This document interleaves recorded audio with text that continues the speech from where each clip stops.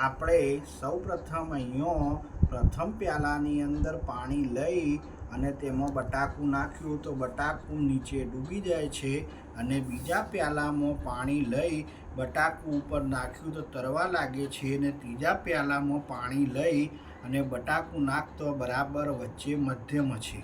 આ એક જાદુઈ પ્રયોગ છે।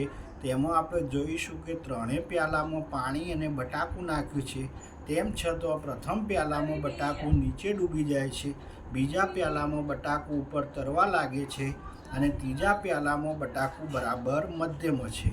આનું કારણ એ છે કે દુનિયાની અંદર એક સમુદ્ર એવો છે કે જેની અંદર માણસ જ્યારે અંદર પડે છે ત્યારે ઉપર તરવા લાગે છે। બીજા સમુદ્રમાં આપણે જોઈએ તો જ્યારે માણસ પાણીમાં પડે ત્યારે ડૂબવા લાગે છે। આ જ એવો સમુદ્ર છે દુનિયામાં કે જેમાં માણસ જ્યારે પડે છે ત્યારે તરવા લાગે છે। એનું કારણ એ છે કે તેમાં મીઠું ભળેલું છે, મીઠાવાળું પાણી છે। એને કારણે માણસ જ્યારે અંદર ડૂબકી મારે છે ત્યારે તે ઉપર તરવા લાગે છે। એ સિદ્ધાંતનો ઉપયોગ કરી પ્રથમ પ્યાલામાં અમે માત્ર પાણી લીધું છે, એને કારણે પાણીમાં બટાકું ડૂબી ગયું।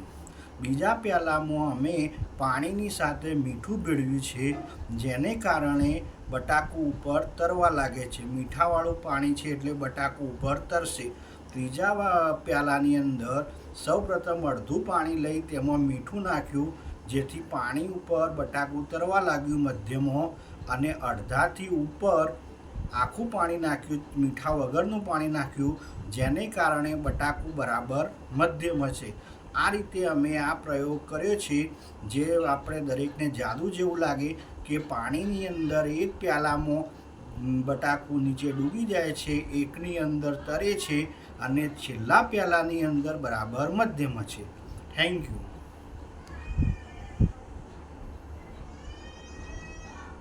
બસ બંધ કરો।